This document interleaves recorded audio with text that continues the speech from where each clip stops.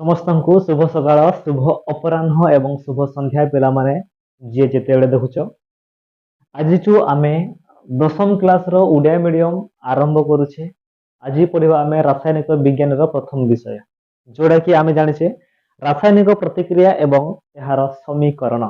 ବୁଝିହେଲା? ତ ଏହି ବିଷୟରେ ଆମକୁ କଣ କଣ ପଢିବାକୁ ପଡିବ ତାର ଗୋଟେ ଫ୍ଲୋ ଚାର୍ଟ ମୁଁ ସୁନ୍ଦର କରି ବନେଇ ଦେଇଛି। ଏ ଫ୍ଲୋ ଚାର୍ଟ ହିସାବରେ ଆମେ ପଢିବା। ବୁଝିହେଲା? ତ ପ୍ରଥମେ ଆମେ ପଢିବା এই ବିଷୟରେ ରାସାୟନିକ ପ୍ରତିକ୍ରିୟା କାହାକୁ କୁହାଯାଏ। এই ବିଷୟରେ ପଢିବା ପ୍ରଥମେ ଏଇଟା। ତାପରେ ପଢିବା ରାସାୟନିକ ସମୀକରଣ କାହାକୁ କୁହାଯାଏ। ତାପରେ ପଢିବା ସମତୁଲ ରାସାୟନିକ ସମୀକରଣ କାହାକୁ କୁହାଯାଏ। ତାପରେ ପଢିବା ରାସାୟନିକ ସମୀକରଣକୁ ସମତୁଲ କାହିଁକି କରାଯାଏ। এটা ହେଲା ତାର ଇଣ୍ଟ୍ରୋଡକ୍ସନ ଟପିକ এই ଚ୍ୟାପ୍ଟରର। ବୁଝିହେଲା? ତାପରେ ରାସାୟନିକ ପ୍ରତିକ୍ରିୟା এই ଫଣ୍ଡାମେଣ୍ଟାଲ ଜିନିଷ ଜାଣି ସାରିଲା ପରେ ଆମେ এই ବିଷୟର ପୁରା ମେନ୍ ହେଡିଂ ଆଡକୁ ଗତି କରିବା। এই ବିଷୟର ସାରାଂଶ ଆଡକୁ ଗତି କରିବା, ଯୋଉଟା କି ଆମେ ପଢିବା ରାସାୟନିକ ପ୍ରତିକ୍ରିୟାର ପ୍ରକାର ଭେଦ। ଆଉ ଏତିକି ମନେ ରଖ ପିଲାମାନେ, ରାସାୟନିକ ପ୍ରତିକ୍ରିୟାର ଯୋଉ ପ୍ରକାର ଭେଦରେ ଆମକୁ ନା 10 ପ୍ରକାର ରାସାୟନିକ ପ୍ରତିକ୍ରିୟା ପଢିବାକୁ ପଡିବ। କେତେ ପ୍ରକାର? এটা ପୁରାପୁରି ମନେ ରଖିଦିଅ। କେତେ ପ୍ରକାର ପଢିବାକୁ ପଡିବ? 10 ପ୍ରକାର ରାସାୟନିକ ପ୍ରତିକ୍ରିୟା ଆମକୁ ପଢିବାକୁ ପଡିବ। ବୁଝିହେଲା? ସେ 10 ପ୍ରକାର ରାସାୟନିକ ପ୍ରତିକ୍ରିୟା ଗୁଡ଼ିକୁ ଆମକୁ ପ୍ରଥମେ ଦେଖିନେବା।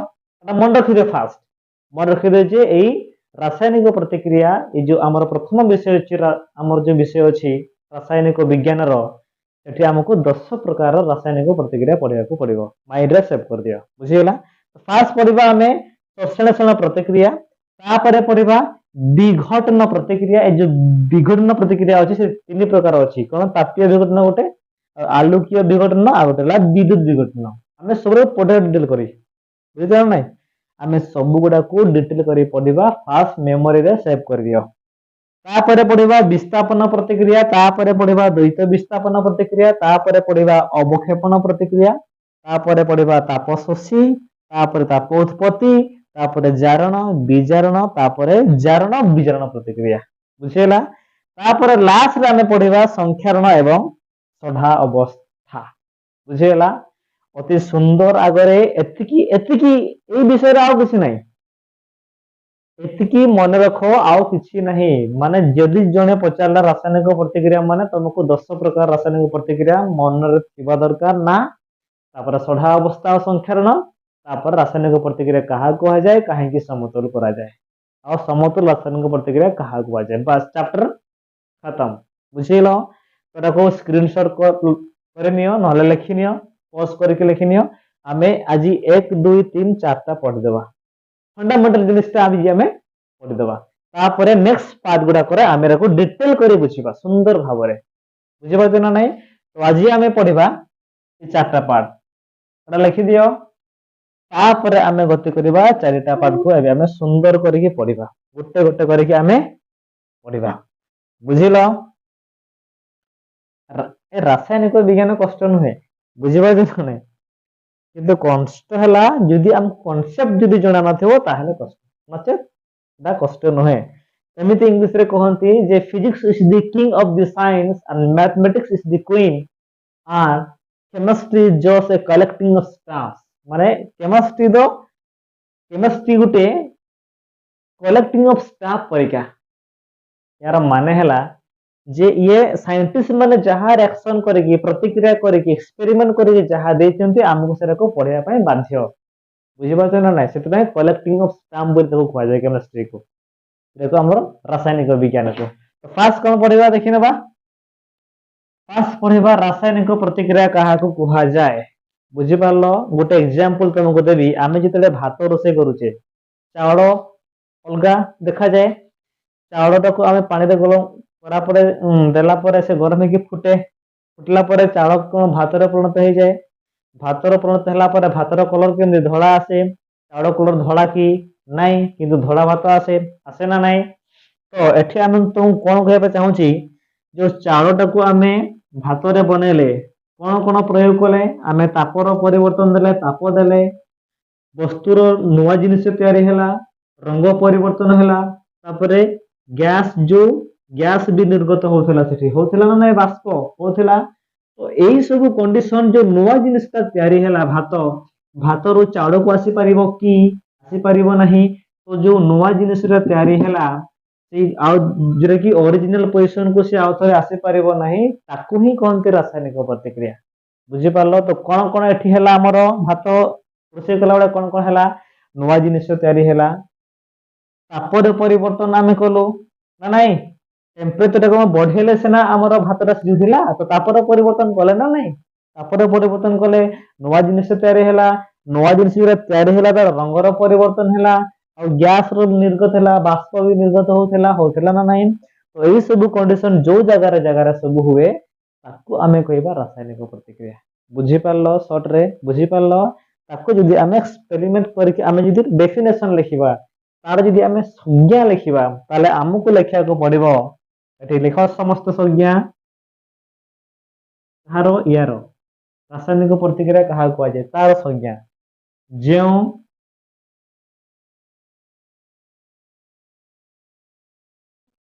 जेउ प्रतिक्रिया रे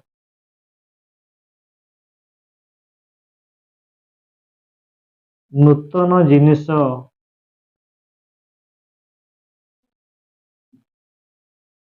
सृष्टि हुए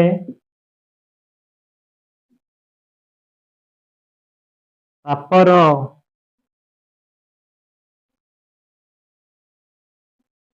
परिवर्तन हुए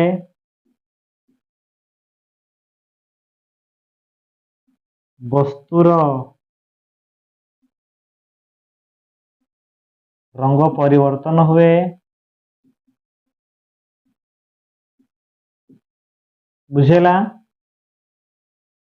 एवं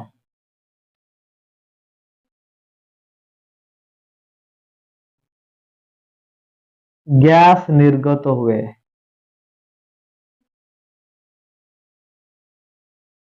बुझेला यही प्रकार रासायनिक यही प्रकार प्रतिकार को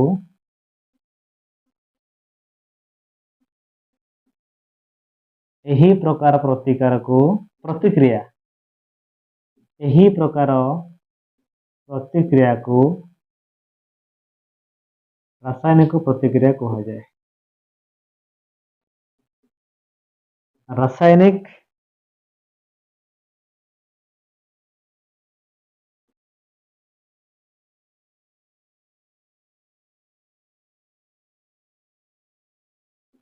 बुझल समस्ते बुझेल ना डेफिनेशन जो प्रतिक्रिया रे नूतन जिनिस सृष्टि हुए आमर एटा मेन टॉपिक है एतिकी नूतन जिनिस सृष्टि होथिबो तापर परिवर्तन होथबो वस्तुर रंग परिवर्तन एवं गैस निर्गत होथबो ताले सही प्रतिक्रियाटा आमे कहबा रासायनिक प्रतिक्रिया बोली बुझेला बुझेला ना नहीं तो एठी गोटे आमे गोटे एग्जांपल नबा मन कर मु तुमको लिखली तुम पई आज तुम बही एग्जांपल देइछि हैला मैग्नीशियम प्लस ऑक्सीजन तुम रिएक्शन प्रतिक्रिया कली तापर आमे पाइले मैग्नीशियम ऑक्साइड बुझेला ताले एटा गोटे रिबन टा मैग्नीशियम टा गोटे रिबन गोटे फीता परिका बुझी परलो चकचक मारिबो शाइनिंग करिवो से बुझिबा ना ना मैग्नीशियम गोटे रिबन टा फीता टा गोटे से मैग्नीशियम फीता टा जदि आमे ऑक्सीजन रे दहन करिबा दहन कला परे से एमजीयू देला तो देखो जदि आमे दहन करिया माने ताप देबा बुझिगला ताप देले माने जड़ियो माने आलोक बाहर माने बाष्प भी बाष्प बाहरला परे ये जो नुआ जिनिस तैयारी हबो यार रंग हबो धला रंगर की रंगर मैग्नीशियम रो पाउडर जोटा हबो मैग्नीशियम ऑक्साइड धला रंग आ ये गोटे धला रंगर परिणत हो जिवो नुआ जिनिस तैयारी हला पूरा आ एठू ए ओरिजिनल जिनिस मैग्नीशियम को से आसी परिवो नाही बुझी परलो तो एटा गोटे आमे एग्जांपल बोली लिखिबा बुझी पाछो ना नहीं तो एठी हमर बहुत गुरे कांसेप्ट पाठ पड़े आसे ए कांसेप्ट पाठ कोन कोन पड़े आसे देखो जने पिला पचारला हमको जे सार एथि मैग्नीशियम टा गुटे निया हेची ऑक्सीजन टा दुटा निया हेची ऑक्सीजन टा काहे की दुटा निया गला काहे की गुटे निया गला नै उ काहे की लिखा हला नै काहे की उटू लिखा गला जदि ऑक्सीजन दुटा निया गला मैग्नीशियम टा को भी दुटा काहे की नेले नै बुझी बात न नै एमति जदि डाउट आसे ताले क्लियर कर दो देखो ସବୁ ଏମାନଙ୍କୁ କଣ କୁହାଯାଏ? ଇଏ ହେଲା ଗୋଟେ ମୌଳିକ, ଇଏ ଗୋଟେ ମୌଳିକ। ମୌଳିକ ମୌଳିକ ମିଶିଲା ପରେ ଗୋଟେ ତିଆରି ହୁଏ ଯୌଗିକ ବୋଲି। ସମସ୍ତେ ଜାଣିଛ ନା ନାଇଁ? ଯଦି ଜଣେ ପଚାରିଲା H2 ଟା କଣ, ଆମେ କହିବା ଇଏ ଗୋଟେ ଯୌଗିକ। ଆମେ ଯଦି ଜଣେ ଯଦି ପଚାରିଲା NaCl ଟା କଣ, ଇଏ ଗୋଟେ ଯୌଗିକ। ବୁଝିପାରୁଛ ନା ନାଇଁ? ଯୌଗିକର ମାନେ ହେଲା ଦୁଇରୁ ଅଧିକ ଜିନିଷ ତିଆରି ହେଇଥିବ, ଦୁଇରୁ ଅଧିକ ଜିନିଷ ମିଶିକି ତିଆରି ହେଇଥିବ। ବୁଝିପାରୁଛ ନା ନାଇଁ? ସେ ହେଲା ଯୌଗିକ। ତ ଇଏ ଆମର ଯୌଗିକ। ସେମିତି H2SO4 ଆମର କଣ, ଇଏ ଗୋଟେ ଆମର ଯୌଗିକ। ବୁଝିପାରୁଛ ନା ନାଇଁ? କିନ୍ତୁ ଯଦି ଏଇଗୁଡାକୁ ଛାଡିକି ମୁଁ ଯଦି ସିଙ୍ଗଲ ଗୋଟେ ଗୋଟେ ମୌଳିକ ଲେଖିଦେବି, ତାହେଲେ ସେମାନେ ସିଙ୍ଗଲ ଯଦି ଅଣୁ ଲେଖିଦେବି ଗୋଟେ, ଯେମିତି ମାଗ୍ନେସିୟମ ଗୋଟେ ଲେଖିଲି, ବୁଝିପାରିଲ? ଅକ୍ସିଜେନ ତ ନାହିଁ, ପୋଟାସିୟମ ଲେଖିଲି, ସୋଡିୟମ ଲେଖିଲି, ବୁଝିପାରୁଛ ନା ନାହିଁ? ତାପରେ ମୁଁ ଲେଖିଲି ଆଲୁମିନିୟମ ଲେଖିଲି, କପର ଲେଖିଲି, ସିଲଭର ଲେଖିଲି, ଏଜି ଲେଖିଲି, ମର୍କୁରୀ ଲେଖିଲି, ଏୟୁ ଲେଖିଲି, ଗୋଲ୍ଡ। ଏଇଗୁଟା ହେଲା ଗୋଟେ ଗୋଟେ ମୌଳିକ। ମାନେ ଯଦି ଗୋଟେ ଗୋଟେ ପରମାଣୁ ଅଲଗା ଅଲଗା ସ୍ଥାନରେ ନିଜ ନିଜ ଗୋଟେ ଗୋଟେ ଆକାର ରହିବେ, ସେମାନଙ୍କୁ ମୌଳିକ ବୋଲି କୁହାଯାଏ। ଆଉ ଏମାନଙ୍କୁ ମିଶିକି ଯାହା ତିଆରି ହବ ସେ ହେଲା ଯୌଗିକ। ବୁଝିହେଲା? ତ ଏଇ ଯୋଉ ମୌଳିକ ଗୁଡା ଅଛନ୍ତି, ଯେ ମାଗ୍ନେସିୟମ ରହିଲା, କିନ୍ତୁ ଅକ୍ସିଜେନ ଟା ଆମେ କେବେ ବି U ବୋଲି ଲେଖିବା ନାହିଁ। ଯେତେବେଳେ ରିଆକ୍ସନରେ ପ୍ରତିକ୍ରିୟା କରୁଛି, ଅକ୍ସିଜେନ ଟା O ବୋଲି ଲେଖିବା ନାହିଁ। କାହିଁକି? ଦେଖ, ଅକ୍ସିଜେନ ଆଉ ହାଇଡ୍ରୋଜେନ, କ୍ଲୋରିନ, ନାଇଟ୍ରୋଜେନ ଏଇମାନଙ୍କୁ କେବେ ବି ଏମିତି ଲେଖା ହୁଏ ନାହିଁ। ଯେତେବେଳେ ସେମାନେ ରାସାୟନିକ ପ୍ରତିକ୍ରିୟାରେ ଭାଗ ନେଉଥିବେ, ସେଇ ସମୟରେ ଏମାନଙ୍କୁ ଏଇ ପରୀକ୍ଷା ଲେଖାଯାଏ ନାହିଁ। କେମିତି ଲେଖାଯାଏ? ଏଇମାନଙ୍କୁ ରାସାୟନିକ ପ୍ରତିକ୍ରିୟାରେ ଭାଗ ନେଲେ ସେମାନଙ୍କୁ H2, O2, Cl2, N2 ଆକାରରେ ଲେଖାଯାଏ। ବୁଝିପାରୁଛ? ସେଥିପାଇଁ ଏଠି ଆମେ O2 ବୋଲି ଲେଖିଛେ, କିନ୍ତୁ ମାଗ୍ନେସିୟମ ଟା Mg ହିଁ ଖାଲି ଲେଖିଛେ। ତ ଏମାନଙ୍କୁ ଏମିତି କାହିଁକି ଲେଖାଯାଏ? ଏମାନଙ୍କୁ ଏମିତି ଲେଖିବାର କାରଣ ହେଲା, କେତେକ ମୌଳିକ ଅଛନ୍ତି କେମିଷ୍ଟ୍ରିରେ ବା ରାସାୟନିକରେ, ଯୋଉଗୁଡା କି ଗୋଟିଏ ଅଣୁରେ ସେମାନେ ରହିପାରିବେ ନାହିଁ। ଗୋଟିଏ ଅଣୁରେ ସେମାନେ ଏକ୍ଜିଷ୍ଟ କରିପାରିବେ, ଏଇ ଯୋଉ ପୃଥିବୀ ଉପରେ ସେମାନେ ରହିପାରିବେ ହିଁ ନାହିଁ ଯଦି ଗୋଟିଏ ଅଣୁରେ। ସେଥିପାଇଁ ସେମାନେ ସବୁବେଳେ ଦିଟା ଅଣୁରେ ରହନ୍ତି। ମାନେ ଏଠି ଦିଟା ଅକ୍ସିଜେନ ହେଲେ ହିଁ ସେମାନେ ଏଠି ରହିପାରିବେ ପୃଥିବୀ ଉପରେ। ଗୋଟେ ଅକ୍ସିଜେନ ହେଲେ ସେ ଏକ୍ଜିଷ୍ଟାନ୍ସ କରିପାରିବେ ହିଁ ନାହିଁ, ରହି ପାରିବେ ନାହିଁ କେବେ ବି ସେମାନେ। ଏତେ ଅନଷ୍ଟେବଲ ସିଏ। ତ ସେଇଥିପାଇଁ ସିଏ ସ୍ଥିର ଆକାର ରହିବା ପାଇଁ ଦୁଇଟା ଅଣୁ ସବୁବେଳେ ମିଶିକି ଥାନ୍ତି। ଯଦି ଗ୍ୟାସ, ନର୍ମାଲ ତ ଗ୍ୟାସ ଗୁଡା, ବୁଝିପାରିଲ? ସେଥିପାଇଁ H2 କୁ ଯଦି ଆମେ ପ୍ରତିକ୍ରିୟାରେ ପାର୍ଟିସିପେଟ କରୁଛେ, ତାହେଲେ H2 ଲେଖିବା ହାଇଡ୍ରୋଜେନ କୁ, ଅକ୍ସିଜେନ କୁ O2 ବୋଲି ଲେଖିବା, କ୍ଲୋରିନ କୁ C2 ବୋଲି ଲେଖିବା, ଆଉ ନାଇଟ୍ରୋଜେନ କୁ N2 ବୋଲି ଲେଖିବା। ସେଥିପାଇଁ ଆମେ ଏଠି ଅକ୍ସିଜେନ କୁ O2 ବୋଲି ଲେଖିଲେ। ବୁଝିପାରିଲ? ଗୋଟେ କନସେପ୍ଟ ଟା ବୁଝିଲ। ଆଉ ଗୋଟେ କନସେପ୍ଟ ଦେଖ, ଆଉ ଜଣେ ପିଲା ପଚାରିଲା, ସାର୍ ଯଦି ସେମିତି କଥା, ତାହେଲେ ମାଗ୍ନେସିୟମ ଏଠି ଗୋଟେ ଅଛି, ଆନ୍ସରରେ ମାଗ୍ନେସିୟମ ଗୋଟେ ବାହାରିଲା। ଏଠି ଅକ୍ସିଜେନ ଦିଟା ଅଛି, ତାହେଲେ ଏଠି ଅକ୍ସିଜେନ କାହିଁକି ଗୋଟେ ହେଲା? ଏଟା ବି ଗୋଟେ ଭଲ ପ୍ରଶ୍ନ ନା ନାଇଁ? ଆଉ ଗୋଟେ ଅକ୍ସିଜେନ କୁଆଡେ ଉଡିଗଲା କି ଆଉ? ନା, ସେମିତି ନୁହେଁ। ଦେଖ, ରିଆକ୍ସନ ପ୍ରତିକ୍ରିୟା ସେମିତି ହୁଏ ନାହିଁ। ପ୍ରତିକ୍ରିୟା ହୁଏ ଏମାନଙ୍କର ଯୋଜ୍ୟତାକୁ ନେଇ। କାହାକୁ ନେଇ? ଯୋଜ୍ୟତାକୁ ନେଇ। ଯୋଜ୍ୟତାକୁ ଇଂଲିଶରେ ଭ୍ୟାଲେନ୍ସି ବୋଲି କୁହନ୍ତି। ବୁଝିପାରିଲ? ଯଦି ଦୁଇଟା ଅଣୁ ମିଶିକି ଗୋଟେ ନୂଆ ଜିନିଷ ତିଆରି କରୁଛନ୍ତି, ତାହେଲେ ଏମାନେ ଯୋଉ ମିଶୁଛନ୍ତି, ମିଶିବାର କାରଣ ହେଲା ଯୋଜ୍ୟତା। ଯୋଜ୍ୟତା ନଥିଲେ ସେ କେବେ ବି ମିଶି ପାରିବେ ନାହିଁ, ମାନେ ପ୍ରତିକ୍ରିୟାରେ ଭାଗ ନେଇ ପାରିବେ ନାହିଁ। ଗୋଟିଏ ମୌଳିକ ରାସାୟନିକ ପ୍ରତିକ୍ରିୟାରେ ଭାଗ ନେବା ପାଇଁ ଯାହାର ସାହାଯ୍ୟ ନିଏ, ସିଏ ହେଲା ଯୋଜ୍ୟତା, ଭ୍ୟାଲେନ୍ସି। ବୁଝିପାରିଲ? ଯୋଜ୍ୟତା ବିନା କୌଣସି ଅଣୁ ପ୍ରତିକ୍ରିୟାରେ ଭାଗ ନେଇ ପାରିବେ ନାହିଁ। ତ ଯୋଜ୍ୟତା, ସବୁ ମୌଳିକର ଯୋଜ୍ୟତା ଅଲଗା ଅଲଗା ଥାଏ। ବୁଝିପାରିଲ? ଏଠି ମାଗ୍ନେସିୟମର ଯୋଜ୍ୟତା 2, ଅକ୍ସିଜେନର ଯୋଜ୍ୟତା ବି 2। ବୁଝିପାରିଲ? 9 କ୍ଲାସ ପାଠ ମନେ ପକାଅ। ତମେ ଯୋଉ ଯୌଗିକ ବନଉଥିଲ 9 କ୍ଲାସରେ, ସେଇ ପାଠଟା ଏଠି ମନେ ପକେଇବା। ଦେଖ, ମୁଁ ଲେଖିଲି ମାଗ୍ନେସିୟମର ଯୋଜ୍ୟତା ହେଲା 2, ଅକ୍ସିଜେନର ଯୋଜ୍ୟତା ବି 2। ତ ଏମାନେ ଯଦି କ୍ରସ୍ ମଲ୍ଟିପ୍ଲିକେସନ ହେଲେ 9 କ୍ଲାସ ପାଠ, ତ ସେମାନେ କଣ ତିଆରି କରିବେ? ସିଏ ବନେଇଲେ Mg2 ଆଉ O2, ହଁ ନା ନାହିଁ? କିନ୍ତୁ ଯେହେତୁ ଏଠି ସଂଖ୍ୟା ସମାନ ଅଛି, 2 ସମାନ ଅଛି, ତ 2 କଟିଯିବ, 2 କଟିଯିବ, ଖାଲି କଣ ରହିବ? ଖାଲି ରହିବ MgO। ସେଇଥିପାଇଁ ଏଠି ଆମର MgO ଲେଖିଛେ। ବୁଝିଗଲା? ଏଠି Mg O2 ନା ହବ ନାହିଁ କାହିଁକି ନା ଆମର ରିଆକ୍ସନ ଟା ଏମିତି ହୁଏ ଏମିତି ଯେତିକି ଆଟମ ଥିବ ସେତିକି ଆଟମ ଲେଖିଦେବା ସେମିତି ପ୍ରତିକ୍ରିୟା ହୁଏ ନାହିଁ ପ୍ରତିକ୍ରିୟା ହୁଏ ଯୋଜ୍ୟତାକୁ ନାହିଁ ବୁଝିପାରିଲ ତ ଏଇଟା ଆମର ରାସାୟନିକ ପ୍ରତିକ୍ରିୟା ବିଷୟରେ କିଛି ଜିନିଷ ବୁଝିଗଲା ତାପରେ ଆଉ ଗୋଟେ ଜିନିଷ ଏଠି କନସେପ୍ଟ ମନେ ରଖ ରାସାୟନିକ ପ୍ରତିକ୍ରିୟାରେ ବାମ ପାର୍ଶ୍ୱରେ ଯୋଉ ଗୁଡା ଥାଏ ସେମାନଙ୍କୁ ପ୍ରତିକାରକ ବୋଲି କୁହାଯାଏ କଣ କୁହାଯାଏ ପ୍ରତିକାରକ କଣ କୁହାଯାଏ ପ୍ରତିକାରକ ଆଉ ଯିଏ ଡାହାଣ ପାର୍ଶ୍ୱରେ ଥାଏ ତାକୁ କୁହାଯାଏ ଉତ୍ପାଦକ କଣ କୁହାଯାଏ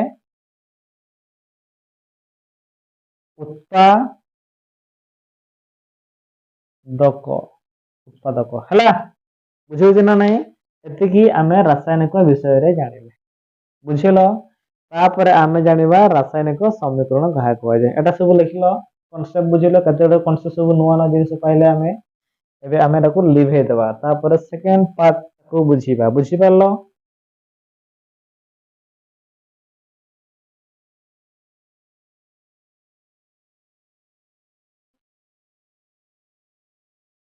ସେକେଣ୍ଡ ପାର୍ଟ ରେ କଣ ବୁଝିବା ରାସାୟନିକ ସମୀକରଣ କାହାକୁ କୁହାଯାଏ ଏଟା କେବେ ବି ଏକ୍ଜାମ ରେ ପଡେ ନାହିଁ କିନ୍ତୁ ଆମେ ମନେ ଟିକେ ଜାଣିଥାଉ ଆଉ ହେଲା ରାସାୟନିକ ସମୀକରଣ କାହାକୁ କୁହାଯାଏ ଡେଫିନେସନ କେବେ ବି ସଂଜ୍ଞା ଏହାକୁ ପଚାରିବ ନାହିଁ କେବେ ବି ପଚାରିବନି ଦେଖ ରାସାୟନିକ ସମୀକରଣ କାହାକୁ କୁହାଯାଏ ଯଦି ପଚାରିଲା ତାହେଲେ ଏଠି ଆମେ କଣ ଲେଖିଲେ ୟା ପୂର୍ବର ଏକ୍ଜାମ୍ପଲ ଟା କଣ ଦେଖିବା ଆମେ ଲେଖିଲେ କଣ ମାଗ୍ନେସିୟମ ଲେଖିଥିଲେ ଏଠି ମାଗ୍ନେସିୟମ ଟାକୁ ଅକ୍ସିଜେନ ସହିତ ପ୍ରତିକ୍ରିୟା କରିଥିଲେ ନା ନାହିଁ ହଁ ଅକ୍ସିଜେନ ସହିତ ଆଉ କଣ ଦେଇଥିଲା ମାଗ୍ନେସିୟମ ଅକ୍ସାଇଡ ଦେଇଥିଲା ନା ନାହିଁ ମାଗ୍ନେସିୟମ ଅକ୍ସାଇଡ ଦେଇଥିଲା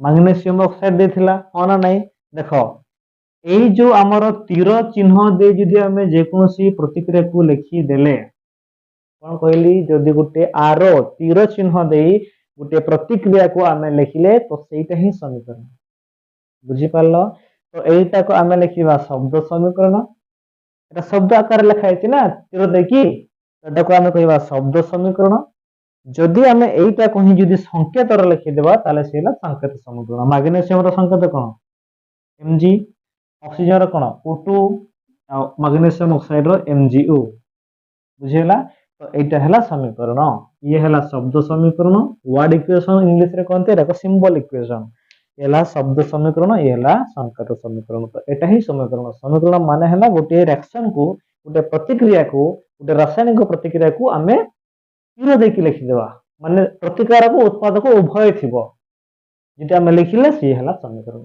ବୁଝିପାରିଲ ସମସ୍ତେ ଭେରି ଗୁଡ ଏବେ ଆମେ ସମତୁଲ ରାସାୟନିକ ସମୀକରଣ କାହାକୁ କୁହାଯାଏ ବୁଝିବା କାହାକୁ ସମତୁଲ ରାସାୟନିକ ସମୀକରଣ ଏ ଦୁଇଟା ଜିନିଷ ଆମର ସରିଗଲା ଇଏ ସରିଗଲା ଏବେ ଆମେ ଯିବା ସମତୁଲ ରାସାୟନିକ ସମୀକରଣ ମାନେ ମୁଁ କହିଲି ଏମାନଙ୍କୁ ଗୋଟେ ଗୋଟେ ମୌଳିକ ଇଏ ଗୋଟେ ମୌଳିକ ମିଶିକି ବନେଇଲେ ଯୌଗିକ ବନେଇଛନ୍ତି ତାହେଲେ ଦେଖ ଏପଟେ ମାଗ୍ନେସିୟମ କେତେଟା ଅଛି ଗୋଟେ ସେପଟେ କେତେଟା ଅଛି ଗୋଟେ ଏପଟେ ଅକ୍ସିଜେନ କେତେଟା ଅଛି ଦିଟା ସେପଟେ ଅକ୍ସିଜେନ କେତେଟା ଅଛି ଗୋଟେ ତ ଏଠି ଅକ୍ସିଜେନ ସମାନ ନୁହନ୍ତି ଯଦି ସମାନ ନାହାନ୍ତି ଆମକୁ ସମାନ କରିବାକୁ ପଡିବ ବୁଝିପାରିଲ ତାହେଲେ ଏଠି ସମାନ କରିବା ପାଇଁ କଣ କଲିବି ସମାନ କରିବା ପାଇଁ ଏଠି 2 ଗୁଣନ କରିଦେଲି 2 ଗୁଣନ କରିଦେଲେ ଏବେ ମୁଁ କଣ ପାଇଲି ଅକ୍ସିଜେନ ସେପଟେ ବି ଦିଟା ହେଇଗଲା ଏଇ 2 ଗୁଣନ କରିବା ମାନେ ମାଗ୍ନେସିୟମ ସହିତ ବି 2 ଗୁଣନ ହେଇକି ମାନେ ମାଗ୍ନେସିୟମ ବି ଦିଟା ହେଲା ଅକ୍ସିଜେନ ବି ଦିଟା ହେଲା ତ ଏଠି ଦେଖ ଅକ୍ସିଜେନ ଦିଟା ହେଲା ଅକ୍ସିଜେନ ଦିଟା ହେଲା ମାଗ୍ନେସିୟମ ଏପଟେ ଦିଟା ହେଇଗଲା ଏପଟେ କେତେ ଅଛି ଗୋଟେ ହିଁ ଅଛି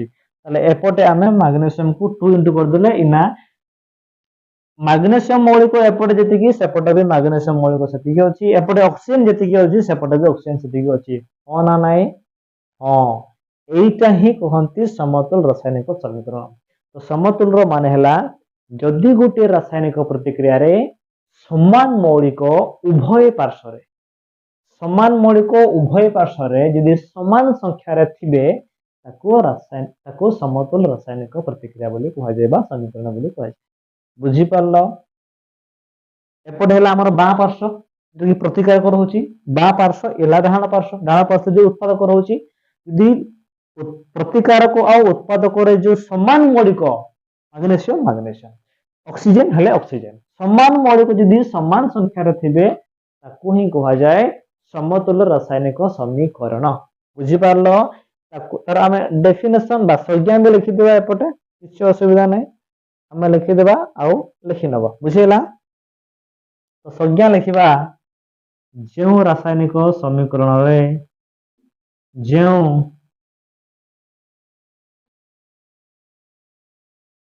रासायनिक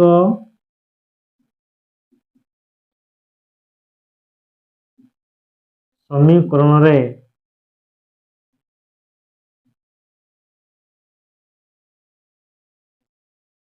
उभय पार्श्व रे समान मौलिक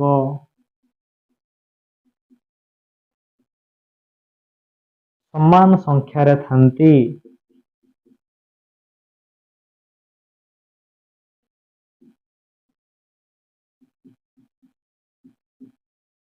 बुझीपार से रासायनिक समीकरण को समतुल ताकू लिखिदा सीधा सर्ट कर दिया ताकू समतुल रासायनिक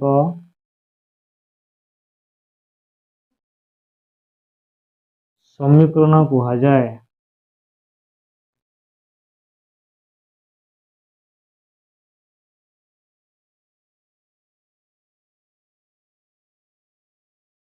बुझीपार देख जो रासायनिक समीकरण रे उभय पार्श्व ये उभय ये पार्श्व गोटे सी गोटे पार्श्व उभय पार्श्व समान मौलिक ये मैग्नेशियम है सेपटे मैग्नेशियम गणिबा एपटे ऑक्सीजन है ऑक्सीजन गणिबा सेपटे समान मौलिक समान संख्यार थांती ताको समतुल रासायनिक समीकरण बोली कहा जाए तो ये मैग्नेशियम दुईटा सेपटे मैग्नेशियम दुईटा ऑक्सीजन दुईटा सेपटे ये है आमर समतुल रासायनिक समीकरण बुझीपार कंप्लीट हो गला देखो आम लिभेबा लिभेबा पच कर लिखिनब है ना बैक टे पछे कि लिखिदेव है तो एठी आ गोटे प्रश्न आम लास्ट पार्ट आज पढ़ा कौन लास्ट पार्ट पढ़ा जे रासायनिक समीकरण को समतुल कहीं करा जाए एटा को आम समतुल कहीं करवा यार आंसर है माने एमती कहीं करूँ समान समान कहीं करूँ न समान था आम समान कहीं करूँ तो समान करिवार कारण है देख समान करिवार कारण है गोटे ही आंसर लिखिब तार जे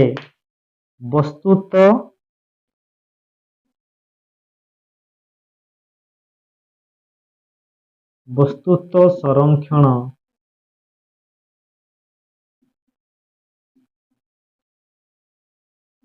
नियम पालन करिबा पाए यार तार आंसर बुझीपार एतिकी है तार आंसर बुझेगा ना नहीं कौन कहला जदि जड़े पचारा रासायनिक समीकरण को समतुल कहीं करा जाए आंसर हम वस्तुत संरक्षण नियम को पालन करने नियम को लिखिद टे वस्तुत संरक्षण नियम को पालन करने आम रासायनिक समीकरण को समतुल करने उचित तो एबे प्रश्न आसची जे वस्तुत संरक्षण नियम कहले कौन बुझ वस्तुत संरक्षण नियम कहले कौन बुझ तो ये मन रख वस्तुत संरक्षण नियम आम रासायनिक विज्ञान जी जनक बापा फादर ऑफ द केमिस्ट्री जी आंटोनियो लाभोइजर मन रखिबो ए लाभोइजर आंटोनियो लाभोइजर है रासायनिक विज्ञान जनक फादर बोली कह जाए सीए यही ल टाक बुझीपार तो वस्तुत संरक्षण नियम ल ये देते बुझीपार तो यही नियम हिसाब से यही ल कौन कौन सी कौन प्रतिकारक मानकर वस्तुत्वर समस्त जी हम उत्पादक मानकर वस्तुत्वर समस्त भी से हवा दरकार माने सी कौन कौन एमाने कहते जे गोटे रासायनिक प्रतिक्रिया रे वस्तुत अधिक भी हुए ना कम भी हुए ना जी प्रतिकारकता थिला उत्पादक भी सेतिकी हम सेटा कहला बुझीपार तो वस्तुत संरक्षण नियम कौन कौन गोटे रासायनिक प्रतिक्रिया रे वस्तुत अधिक भी हुए ना कि कम भी हुए ना जेतिकी थिला सेतिकी ही रहिबो उत्पादक रे भी बुझी पारलो सेते यार जदि स्टेटमेंट लिखि देबा यार जदि माने लिखि देबा वस्तुत्व संरक्षण नियम ताले आमे लिखिबा प्रतिकारक मानकर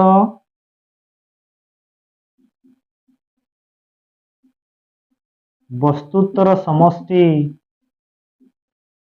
से समान उत्पादक मानकर